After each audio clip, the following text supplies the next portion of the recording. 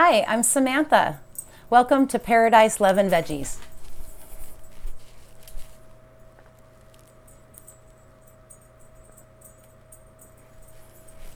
Okay, so today we are going to talk about an interesting subject that can happen to a lot of gardeners. But first, I want to show you the very, very sad happenings of hurting my foot. And yeah, I sprained it last Friday, and can you see my poor little toes are all purple? So I thought today we would kind of talk about sprained ankles, and we're going to make a rice heat pack. So anywho, just to start, to show you, I love stretch pants, and I had a pair I had cut up as a rag. So I sewed the one end of it here. It's ugly, but who cares? It's going to get flipped inside out. So then we're going to fill it with 2/3 of a bag of rice. So for my ankle, I had been doing what they call the rice method, and that is rest, elevation, compression, and elevation. So okay, this isn't quite, these are pretty stretchy. So I'm going to go ahead and probably use another bag here. This is going to be, ooh, it's already got an opening in it. All right. I'll fill up the second bag here. So I guess the rice method in regards to sprained ankles is kind of old school. They have a new thing. I was reading on an orthopedic website that it's called, now get this is crazy, the METH method. So movement, elevation, traction, and heat, hence the rice pack. So now, I don't know, I guess a person could sew half of this or 3/4 of it inside out and turn it out and then use a funnel to fill the rice, but I wasn't really that concerned. So I'm just going to try to kind of line up the edges here. Get this big sack of rice here over. That's a bunch of rice. That's going to take a while to heat up. Okay. So I need to start doing, I believe, this new method of the movement, elevation, traction, and heat. So I'm making these rice bags, and if you didn't have an old pair of yoga pants, like I'm using here, I'm going to leave that in there. I'm going to just flip this over so I can get another stitch on that. So I also pulled out an old pillowcase, and I'm going to show you. Oh, come on, little sewing machine. Oh, it's a sad machine. I didn't know this morning when I, oopsie, got it going. Geez, oh Pete's. Okay, there we go. I have a bobbin problem, as you can clearly see, but this is just to make my ankle feel better. I've been so bummed the last week, and so hard for me to take it easy. I kind of overdid it a day, thinking I didn't need all that elevation. But apparently you do. That's on both lists. So I have been trying to stretch it, and I can move everything. So, okay, look at that. I got a super nice rice bag there. Oh my gosh, that's going to feel so, it feels really nice. These pants were super soft. Okay, so I've got little pieces of rice here that I'm going to try to just kind of scoop off to the side, so I don't make a mess all over the floor for my little puppy Ruby. All right.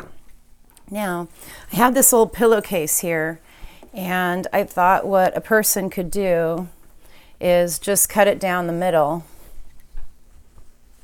You could do it long ways. See that? And I'm going to get out my sewing scissors. There we go, little babies. I have a tablecloth underneath that I will be in big, big trouble if I cut. So I am going to be very careful here. Don't cry, Ruby. She's been stuck inside and not a happy camper. This morning we did venture out. I have been venturing out some. It was super icy. We got tons of snow. Oh my goodness. And it was super icy everywhere. So definitely stayed close to home. But okay, so get rid of one of those halves. And now I've got 3/4 of it here already sewed. And I'm going to just turn this inside out and kind of make sure if you're using a pillowcase that you just kind of take a little minute and go through and make sure that it doesn't have any holes, because that would be a drag. Ruby will go out in a little bit, just a minute.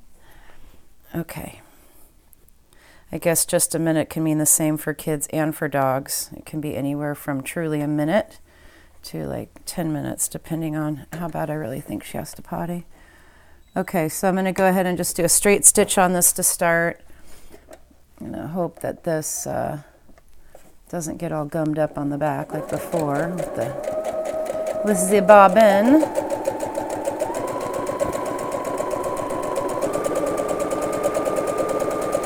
Yeah, the traction part of that METH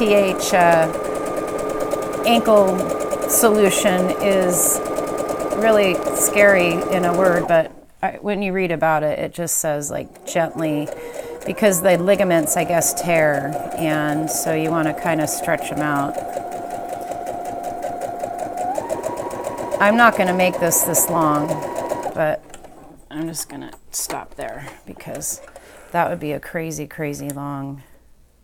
We don't need that much. So I'm going to cut off this difference here with not my craft scissors, with my sewing scissors. I'm totally being careful of this tablecloth here.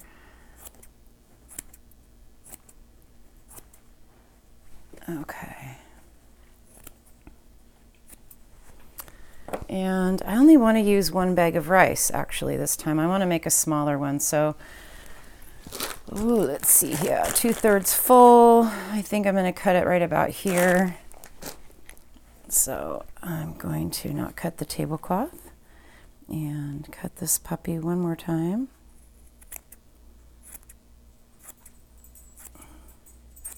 How did I sprain my ankle? You're wondering. I know. I should have told you in the beginning. Kind of embarrassed. I went out on a walk on Friday. It was a full moon. And I went out with my little sage smudge and went out with the mom of the farm here and was doing my little thing and got a little excited, figured we'd grab the other dog, and I decided to take a shortcut. And it was dark, and back to the craft scissors. And yeah, I slid. I heard this pop. It was terrible. It hurt like, oh my goodness. But I was so embarrassed, I didn't want to stop. So I went on the walk, and by the time, of course, we got back, I was dying. Oh my gosh, I thought my world was coming to an end. I hurt so bad. But I got through it, and then actually on the way back, now I'm going to do this one a little bit nicer. I'm going to show you here. If you just kind of turn this under, and if you needed to, I'm going to do it, just use a couple pins to kind of hold that hem underneath. Did you see how I did that? Where I'm just turning the material underneath, just so it has a little bit prettier of an edge. Okay, so anyways, as I was walking up by the steps there, the place where I at the end of last season, where I said I've slipped here before, yeah, I did. I slipped walking up that. And I heard a crack again, and I think I actually put my ankle back in joint. So it swelled up like you can't believe. It was just a little porky foot, and but it is doing a lot better. And I would give myself probably maybe an 85 for being good and not using it.